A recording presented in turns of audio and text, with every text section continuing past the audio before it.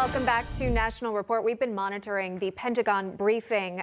Reports that 5,100 Americans in total have been evacuated from Afghanistan.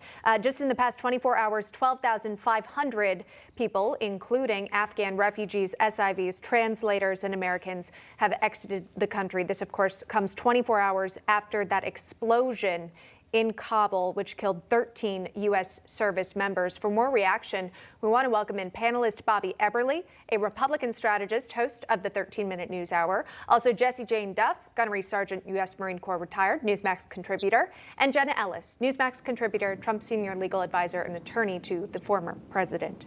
Panelists, thanks for coming on today. Jessie Jane, I'll go straight to you. Your reaction to what you've seen so far, and of course, 24 hours after the deaths of 13 U.S. service members.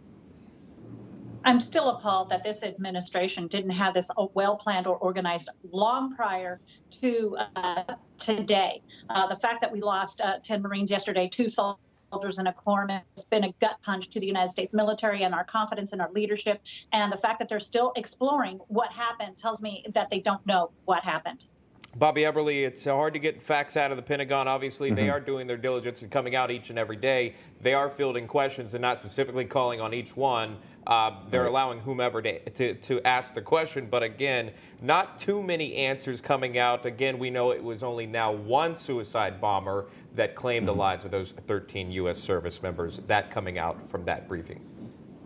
Yeah, it's a weird mix of emotions right now, Sean, because it's like, on the one hand, I'm shocked but not surprised. It seems like those can't go together, but it is shocking when we lose American service people overseas for something that should not have happened.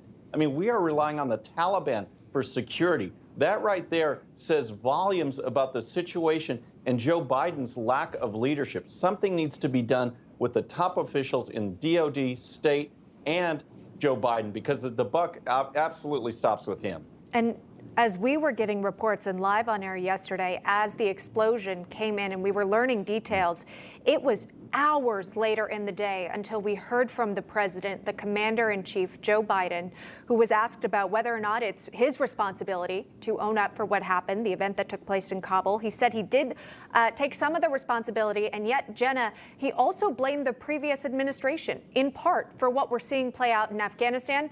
Your reaction to that comment?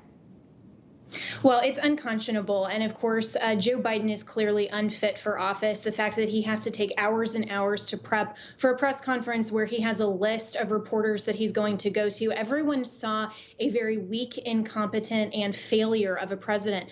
This is someone that no one has confidence in on the world stage. And what does that tell our enemies? And then especially when you have confirmation later that the United States gave a list of citizens, green card holders, and allies to the Taliban. I mean, this is absolutely just appalling. And I think it's time that the cabinet very seriously consider the 25th Amendment. And I am with all of the people yesterday who are calling for Joe Biden's resignation. I think he is very clearly unfit for office. From a mental standpoint, not just a constitutional one. We have seen Congress members, Claudia Tenney most notably, actually penned a letter to congressional leaders wanting to begin impeachment proceedings. At this point, it's not a trending on Twitter. You now are having sitting members, Bobby, wanting someone to be held accountable. And in this particular moment, in this discussion, it would be President Biden.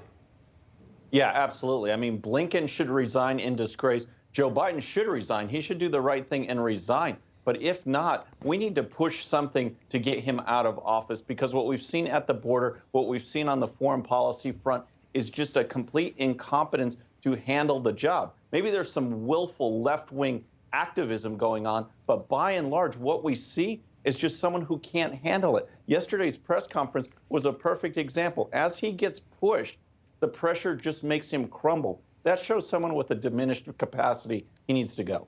We don't know when we will next hear from the President of the United States. Our thanks, though, for our panel members for joining us, reacting to that breaking news briefing from the Pentagon. Thank you, Jenna. Thank you, Bobby. You just watched Newsmax TV, America's fastest growing cable news channel, now in more than 70 million homes. You can get Newsmax TV on your cable system or check your cable guide. And if your system doesn't carry Newsmax, call them. Tell them you want Newsmax TV, because we're real news for real people.